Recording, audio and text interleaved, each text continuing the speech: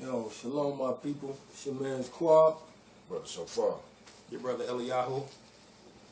And we're going to just drop this kind of a heavy lesson right here, man. You know, it's going to show our people the coming trials and tribulations, really Jacob's trouble. That's what we're really about to get into.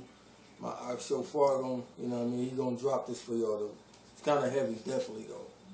Yeah, as the brother stated, this is going to be a rather heavy topic, you know what I'm saying? We're going to show and prove by way of script, history, and documentations of our enemies that the so-called black man and woman, the true children of Israel, we are the real enemy of the state. We are about to experience Jacob's trouble at a phenomenal rate and at a level that we must be spiritually and mentally prepared in order to make it through this thing. It's no coincidence that back in the late 90s they pushed the movie by the exact title, Enemy of the State, and made a brother be the main character, Mr. Will Smith. Why was it that they pushed that movie in that way and showed the capability of the government, how they were able through their technology to track this brother down, so on and so forth? Why did they push that image? Why is it that in the early 90s you had one of the movies, a hood classic known as Menace to Society? Why did they use that title to show the quote-unquote black male, the Israelite man, being a menace to society? Why is it that they push these things? We're going to show and prove why. That we are indeed the seed of Jacob, and we are about to go through that purging, Jacob's trouble, because the kingdom, our kingdom, is coming soon. So let's get into it. Let's open up in 2 Timothy, the 1st chapter, and the 7th verse. This is something that we definitely need to understand in these last days so that we can gear our minds and our hearts to be prepared to cleave to the Most High so we don't fall away. You know what I'm saying? These people are getting ready to make a heavy-duty warfare against us, and we need to have some understanding of what's getting ready to take place. So 2 Timothy, the 1st chapter, and the 7th verse. 2 Timothy chapter 1, verse 7. For the Most High have not given us the spirit of fear. You see that? The Most High has not given us a spirit of fear. When you come into this understanding and realize that you got to get up under the Mashiach, learn to keep the law, statutes, and commandments, and you granted the Kadesh Ruach, you don't have the spirit of fear. So when you go into the prophetic books, those things that are written shouldn't scare you, because you know that you are protected by the Most High. Read. But of power and of love and of a sound mind. But of power and of love and a sound mind. When we love the Heavenly Father, He promised us that He would be with us if we keep His commandments. He promised us this thing. And we have power through His Ruach and under the blood of the Lamb. Read that bottom portion again. And of love, but of power and of love and of a sound mind. And of a sound mind. So when we go into these things, it's no reason for us to get scared. It's no reason for us to fear what these people are going to try to attempt to do to us. But we need to understand these things so that we can prepare ourselves, so we can prepare our families, and so we can prepare Jacob, though that remnant, so we can know what's coming our way. Let's get Luke 21 and 22. Got anything you want to add, brother? Good? Okay. The book of Luke, chapter 21 and verse 22. You got it? Yeah. Luke 21 and 22. For these be the days of vengeance. You see that? So the Mashiach, this is the Mashiach speaking here. These are the days of vengeance. He's speaking about the end concerning Israel. Read. That all things which are written may be fulfilled. We know this was almost 2,000 years ago, so we know that this is definitely talking about today. These are the days of vengeance, the vengeance that's upon Israel, that curse that's on us heavy, the fact that our enemies is getting ready to raise in and try to destroy us. These things were written, and they're beginning to be fulfilled. Read on. But woe unto them that are with child, and to them that give suck in those days. Right. For there shall be great distress in the land, and wrath upon this people. You see that? So this the Mashiach letting us know what was getting ready to befall us and took place in 70 AD when the Romans encircled us. They brought this thing down. But what that last portion say? For there shall be great distress in the land and wrath upon this people. You see that? Wrath upon this people, meaning the children of Israel. We have been experiencing wrath, heavy duty, since we got kicked out of our land. But we getting ready to see it at a great rate coming up soon, very soon. Let's pick it up at Matthew 24 in the 21st verse. We're just going to set a little foundation here before we get into the heavy duty things. The book of Matthew chapter 24 and verse 21.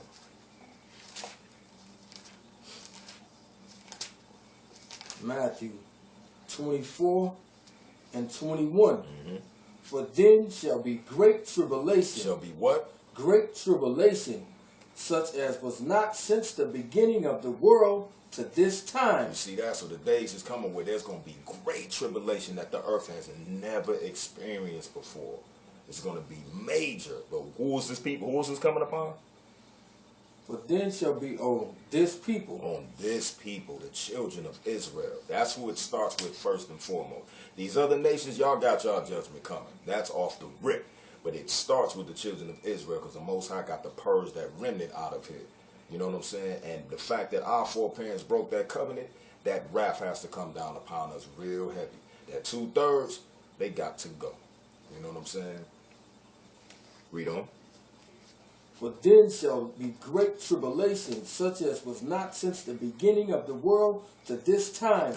No, nor ever shall be. So this tribulation that's going to come down on us, starting with the children of Israel, this thing ain't going to never happen again because it's going to be awful. And we going to see, when we go into these people documentation and what they planning on doing with us, you can basically get the visual and see that it's going to be completely awful. If the Most High don't keep us and do what? Read on. And except those days should be shortened, there should no flesh be saved. You see that? The destruction that's coming on this earth, starting with Israel once again, is going to be so heavy that it won't even be flesh saved. So the Most High has to shorten the days. He got to cut this thing down so it won't be nobody left when the Mashiach comes. You know what I'm saying? Like you look at the UN, you look at the American capabilities with the nuclear powers. They got the ability to destroy the globe multiple times over. You know what I'm saying? It's only the grace of the Most High that's keeping that from popping off. You see what I'm saying? So let's go to Jeremiah 30. Let's prove that this thing's starting first and foremost with the house of Israel. Let me just finish this up. Go ahead and finish. But for the elect's sake. But for who? But for the elect's sake. Who is the elect? Israel. Israel is the elect of the Most High. What's going to happen? Those days shall be shortened. And see that? So for the elect's sake, because the Most High loves the nation of Israel and those that join on in righteousness. He loves us so much, He's going to shorten those days. Because if He don't, we done for. Right. Especially when we check out what these people got in store for us. Let's go to Jeremiah 30 and verse 7. Jeremiah 30 and 7. Alas, for that day is great. That day is what? That day is great. So this links right back into what the Mashiach was talking about, that great tribulation. It says, alas, for that day is great. Read on. So that none is like it. None is like it. Just like the Mashiach said back in Matthew 24. Ain't going to be nothing like this again. Read. It is even the time of Jacob's trouble. Whose trouble? Jacob's trouble. It's the time of Jacob's trouble. The real children of Israel. That so-called Negro man and woman, so on and so forth, that's scattered to the four corners of the globe. This trouble is going to start on your headpiece. And we're going to get into what they planning on doing. Now, this is on the physical side, because we know that on the physical is how these things going to play out. But let's take a look into the spiritual realm to see who's controlling this thing behind the scenes. Who's the one that's really angry at Israel? Who wants to really destroy Israel? Let's pick it up at Revelations 12 and pick it up at the 1st and 2nd verse. Let's see who's really at war with us. Yes, we have physical enemies, the quote-unquote European. You know what I'm saying? The Arab man, so on and so forth. All them people that had their hands in that slave trade on the physical, Those people are enemies. That's without question. But let's see who was the puppet master behind them. Revelations 12 and 1. Revelations 12 and 1. And there appeared a great wonder in heaven, a woman clothed with the sun, and the moon under her feet, and upon her head a crown of 12 stars. A crown of 12 stars. We know that this woman, this symbolics right here, is in reference to the children, the nation of Israel. Read on. And she being with child cried, travailing in birth, and pain to be delivered. So you see that? The nation of Israel is crying due to the afflictions of all the curses we are under and the iron grip that our enemies have upon us. And we're paying to be delivered. We want the Most High to get us out of here, take us back, give us back our nationality, which he's doing today, take us back home, and give us the kingdom that he promised to us. That's the deliverance that we're looking for. Drop down to verse 13. Revelations 12 and 13.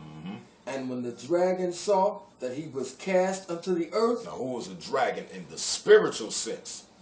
Ha-Satan. Ha-Satan. When he seen that he was cast to the earth, what did he do, brother? He persecuted the woman which brought forth the man-child. See that? He persecuted the woman that brought forth the man-child. He brought down wrath upon her. That's why we dealing with all the things we are dealing with today.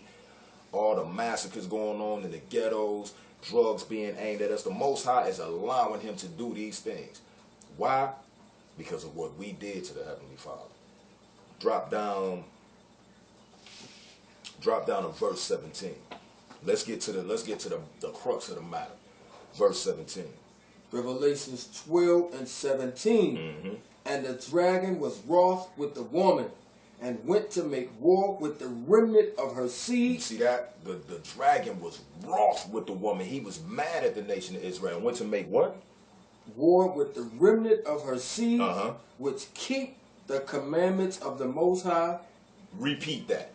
Which keep the commandments of the Most High. Which throw the Torah away. Which keep the commandments of the Most High, and have the testimony of Hamashiach. You see that? So that you are, if you fall in line with keeping the commandments of the Heavenly Father, you have the testimony of Hamashiach Yahushua, guess what? You are an enemy of the state. They have slated destruction for you, and that is at the behest of the adversary in the spiritual realm. We wrestle not against what? Flesh and blood. But against what? Evil spirits in high places. Exactly. Principalities in high places. Exactly. This is who we wrestle against. So that the dragon is coming to make war with you. Now let's see. Let's get into it. Go to Psalms 83 before. Let's go back there real quick. Psalms 83. Let's pick it up at the first verse. So we seen on the spiritual side that the adversary, the one known as Ha-Satan, he's coming to make war with you that keep the commandments and the testimony of the Mashiach. Because you are the cream of the crop of the earth. You are the fruit that the Most High is looking at.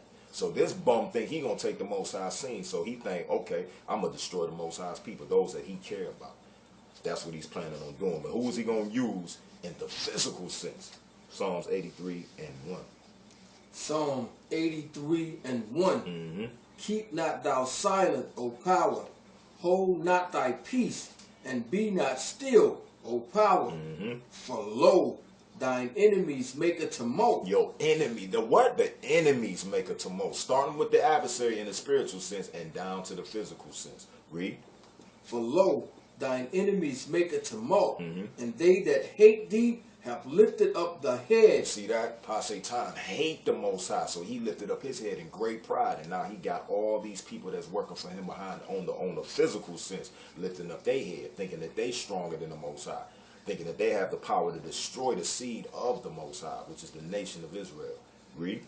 They have taken crafty counsel. They have taken what? Crafty counsel. You see that? They've taken crafty counsel. This is why these people operate through secret societies. Very crafty. Behind the scenes, well, let's get together. Let's see what we can do to destroy these people. Very crafty counsel. We can't even catch on to these things without having our eyes open, because they so slick with it. Read. They have taken crafty counsel against thy people, and consulted against thy hidden ones.